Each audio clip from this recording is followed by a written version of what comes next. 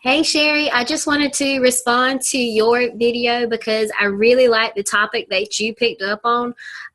School culture is very important in our schools. I know it was very easy to pick up on my school culture even from the first day when I walked into my school before I had started working there.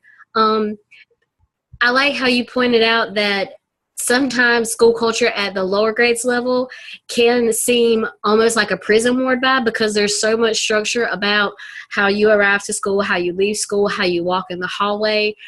For me at the high school level, we're not as structured. Our students do have a little bit more freedom because they're not cycled through their day all as one cohesive group. So I think the school culture at the high school level is a little bit more flexible than it is at the elementary school level. But I do totally agree with you. Schools that still use that type of system where it's straight lines, quiet hallways, they are very much a prison ward vibe. Like the students sit in these rows in cafeteria tables and they eat lunch off of a tray and then they go right back to class. Like there is little to no leeway in the school. So I agree with you. I really hope that that's not what our schools are resorting to because it would really minimize what school culture there is if you put that much control and constraints on the students.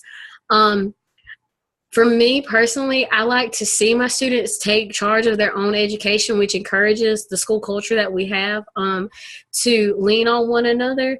So I like to see that kind of stuff happen, and I really hope that our schools are moving in that direction and not backwards, because it would really be a terrible loss to our students and to us as teachers, because it's really hard to do stuff with students once they've been drilled to sit quietly and be sponges that absorb information rather than active participants who put out information to us. So great point. I completely and totally agree with you.